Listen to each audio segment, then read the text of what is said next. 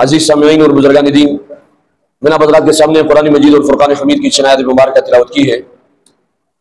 अल्लाह रब्बुल इज़्ज़त से दुआ है कि अल्लाह रब्बुल इज़्ज़त मुझे इस मुख्तसर से वक्त में इन आयतों की सही तफसीर बयान करने का और सामईन को सही तरीके से सुनने का और फिर हम सबको इन बातों पर अमल करने की तौफीक अता फरमाए। इन आयतों में अल्लाह जल्ल जलालुहू ने अस्हाबुल उखदूद के किस्से को नकल किया है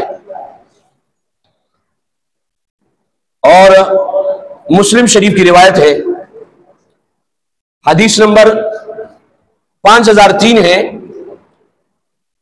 हज़रत शुहैब रज़ी अल्लाह तआला अन्हु से रिवायत मरवी है, उन्होंने नबी अकरम सल्लल्लाहु अलैहि वसल्लम से रिवायत किया है। फरमाते हैं कि एक बादशाह था और उसके पास एक जादूगर था। वो अपने बादशाहत सल्तनत को जादू के जरिए से चलाया करता था। तो वो जादूगर बूढ़ा हो गया। उसने बादशाह से दरखास्त इल्तिमास गुजारिश की कि आप मेरे लिए एक बच्चा ढूंढ ले ताकि मैं अपना फन उस तक मुंतकिल कर लूं। तो बादशाह ने एक बच्चे को इसके लिए हायर किया। ये बच्चा इससे उसका फन सीखता था, लेकिन रास्ते में एक राहिब था, गुजरता हुआ जब ये जाता उनकी बातें सुनता,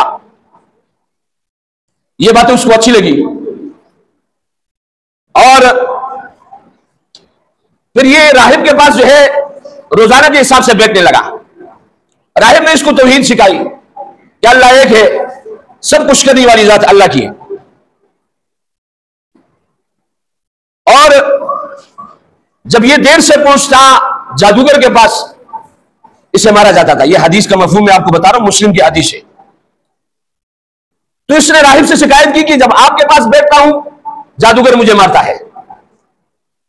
तो राहिब ने इन्हें तरीका सिखाया कि आप उनसे कहे कि घर वालों के काम की वजह से घर वालों ने जो है मुझे रोका था, इस वजह से देर से पहुंचा हूं। जब घर आप वापसी में जब आप मुझसे कुछ सीखने के लिए अगर आपको देर हो जाए तो घर वाले से कहो कि जादूगर के पास रुका हुआ था। यह सिलसिला चलता रहा। एक वाकया यह पेश आया कि एक दरिंदे ने एक दफा रास्ता रोक लिया और यह वही रास्ता है जो जादूगर के पास जाने वाला है। अब इस बच्चे ने जो है यह टाल दिया कि अब मैं यूं करता हूं कि अगर राहिब का दीन हक है तो उसके नाम से एक पत्थर इस दरिंदे की तरफ फेंकता हूं और यह कहकर फेंका कि अगर राहिब का दीन हक है या अल्लाह इस पत्थर के जरिए से इस दरिंदे को मार दीजिए।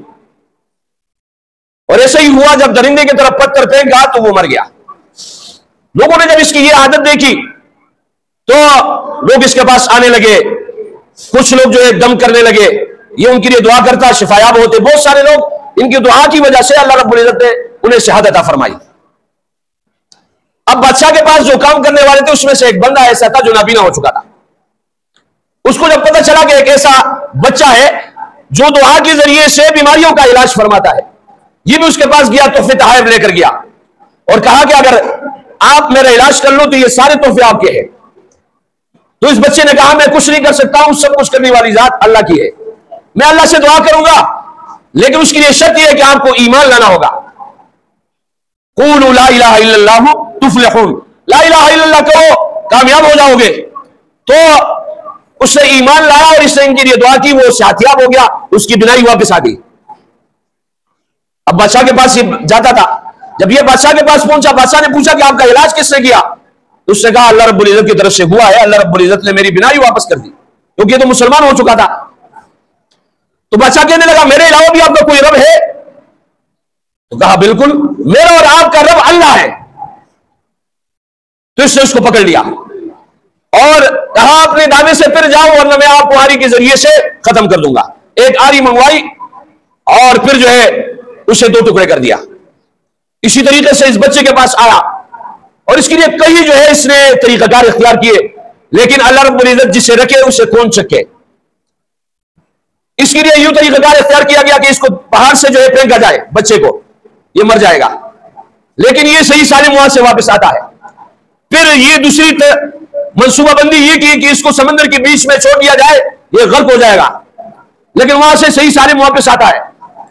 हत्ता कई जो है तरीकाकार इसने इख्तियार किए कि ये बच्चा किसी न किसी तरीके से खत्म हो जाए, लेकिन बच्चे ने इससे कहा कि आप मुझे खत्म नहीं कर सकते जब तक जो तरीकाकार मैं आपको समझाऊं उस तरीकाकार के मुताबिक काम नहीं करोगे, मुझे खत्म नहीं कर सकते।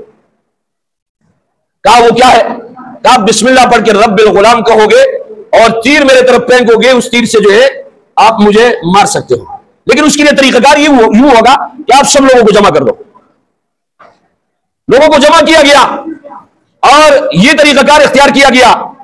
बच्चा शहीद हुआ तो सारे लोग जो है वो ईमान ले आए। फिर बादशाह ने उनके लिए कंडे खुदवाए, कहा कि अपने दावे से वापस हो जाओ वरना सबको जला दूंगा। तो ये सूरह बुरूज है, इस किस्से को सूरह बुरूज में जिक्र किया। कुतिला अस्हाबुल उखदूद अन्नारि ज़ातिल वक़ूद इज़ हुम अलैहा क़ुऊद व हुम अला मा यफ़अलून बिल मुमिनीन शुहूद। तो बाहर के वो सारे लोग मुसलमान हो गए उसके इस अमल की वजह से। बादशाह ने उन्हें डराया कि मैं तुम्हारा रब हूं, नऊज़ु बिल्लाह। जिस तरीके से फिरौन ने रबूबियत का ऐलान किया था और बहुत सारे लोगों ने जो है नऊज़ु बिल्लाह रब होने का दावा किया, तो वो लोग अपने ईमान से नहीं फिरे और उन्होंने जान दी, शहादत कबूल किया, लेकिन ईमान से फिरे नहीं। आज अगर देखा जाए गजा वाले भी इसी हालत और कैफियत में मुब्तला है। उनके साथ जो जुल्म और बर्बरियत हो रही है, बच्चों को शहीद किया जा रहा है, इसी वजह से शहीद किया जा रहा है कि वो ईमान लाने वाले हैं, वो मुसलमान है, अल्लाह को वहदहू ला शरीक मानते हैं, और इसी वजह से उन पर जुल्म ढाया जा रहा है। जिस तरीके से इस बच्चे के साथ किया गया, कुरान ने जो इसके किस्से को नकल किया है, इन्नल्लज़ीना फ़तनुल मुमिनीन, लेकिन ये किस्सा ऐसा नहीं है कि सिर्फ किस्सा है। कुरान कहता है लक़द कान फ़ी क़ससिहिम इबरतुल लिउलिल अलबाब। कुरान मजीद में जो किस्से जिक्र किए गए हैं इसमें अकल वालों के लिए निशानियां है। लक़द कान फ़ी क़ससिहिम इबरतुल लिउलिल अलबाब। अब इस किस्से को जिक्र किया गया है, लेकिन इसका हुक्म आम है। कुरान कहता है इन्नल्लज़ीना फ़तनुल मुमिनीन वल मुमिनात सुम्मा लम यतूबू फलहुम अज़ाबु जहन्नम वलहुम अज़ाबुल हरीक़। जिन लोगों ने मुसलमानों को, मुसलमान मर्द ज़नों को आजमाइश में मुब्तला किया, फतनुल मुमिनीन वल मुमिनात सुम्मा लम यतूबू, फिर तौबा भी नहीं किया, फलहुम अज़ाबु जहन्नम, अल्लाह रब्बुल इज्जत फरमा रहे उनके लिए जहन्नम का अज़ाब है, वलहुम अज़ाबुल हरीक़, और उन लोगों के लिए जलाने वाला अज़ाब है। मेरा अजीज साथियों, कुरान मजीद की दूसरी आयत है। देखा जाए आजकल के फिरौन, पहले फिरौन तो इस बात को देखा करते थे जिसकी वजह से उनको तकलीफ होती, उस चीज पर वो हमलावर होते थे। आज का फिरौन इस बात का लिहाज नहीं रख रहा है, न बच्चों का ख्याल रख रहे, न बच्चियों का ख्याल रख रहा है। फिरौन को पता चला कि मेरी सल्तनत और बादशाहत बच्चे की वजह से जाएगी, तो उन्होंने हमला बच्चों पर किया है, बच्चियों पर नहीं किया है। आज के फिरौन और पहले जमाने के फिरौन में फर्क यह है, उन्होंने सिर्फ बच्चों पर हमला किया,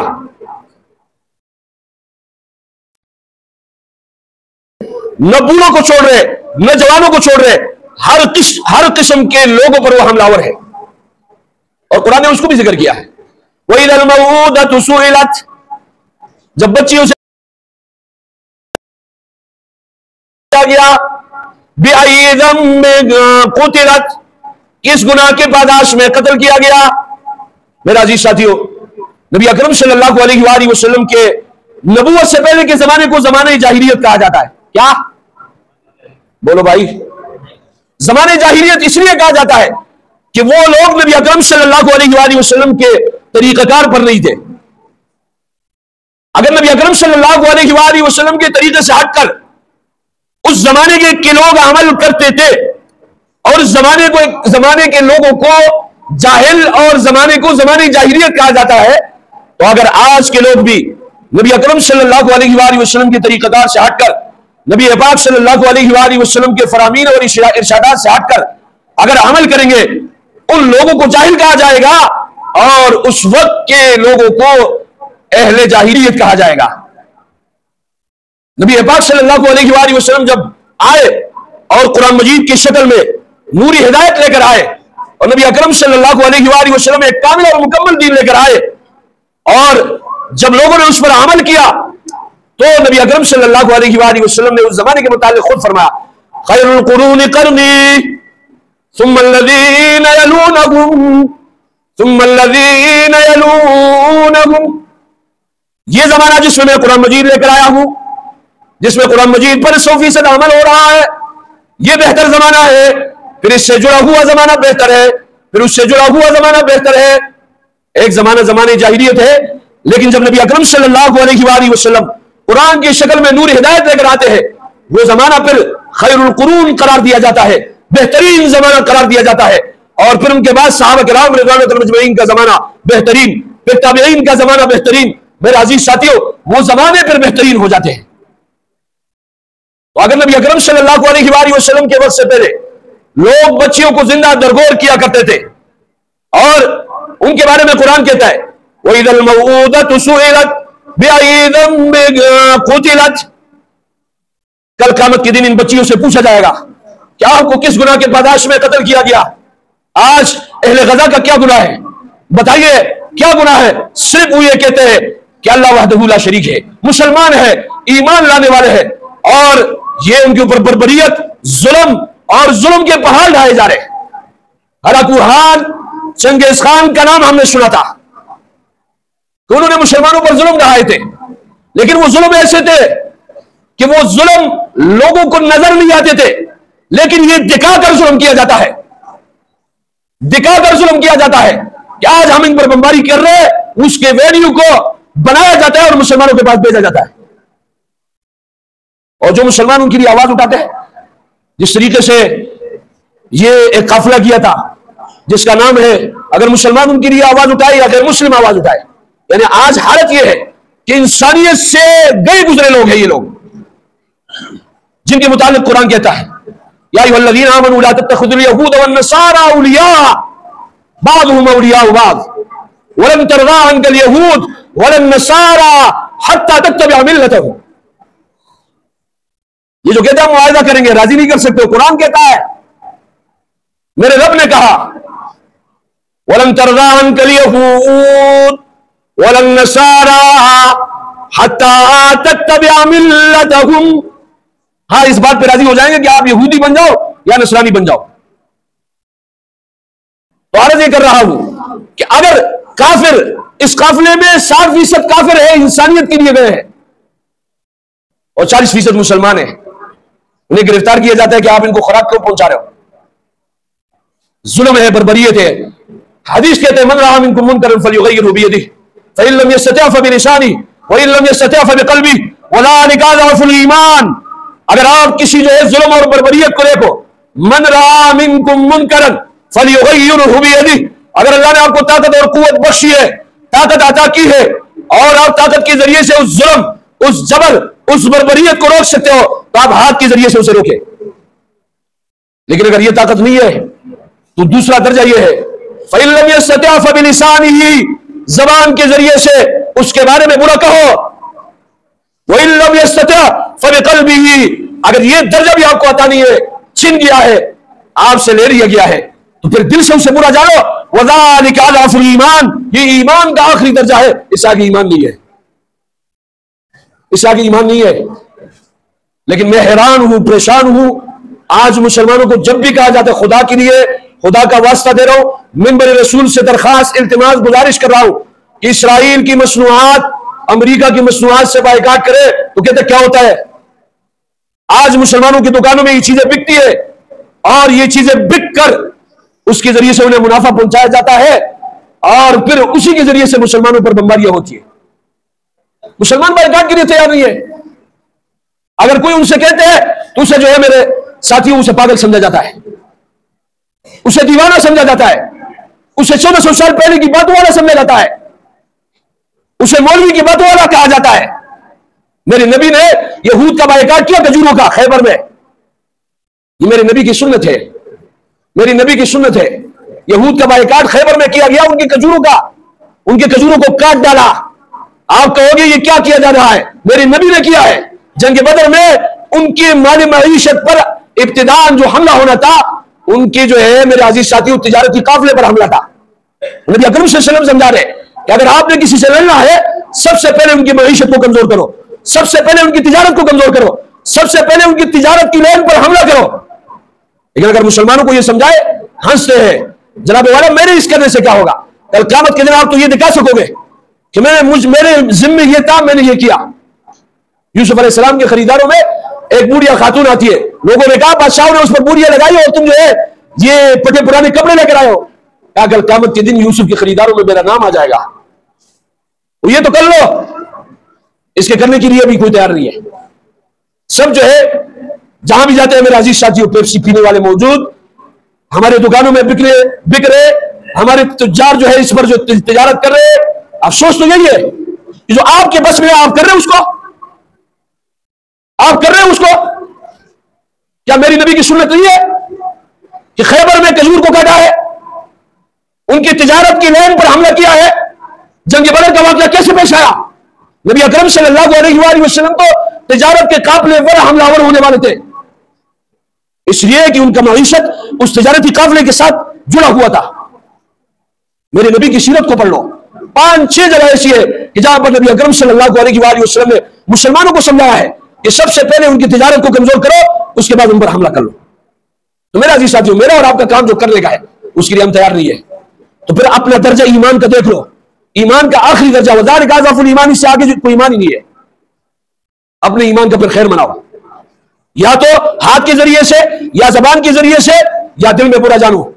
अगर ये भी नहीं करते हो, खरीदते हो, पीते हो, फख्र करते हो, हंसते हो, तो फिर अपने ईमान का खैर बनाओ। बाहर के अल्लाह रब्बुल इज्जत इस्लाम और मुसलमानों को गलबा अता फरमाए। अल्लाह रब्बुल इज्जत इस कसम पुरसी की हालत से मुसलमानों को निकाले। अल्लाह रब्बुल इज्जत से दुआ करे जो कुछ कहा गया सुना गया इसको समझने, इस पर अमल करने की तौफीक अता फरमाए।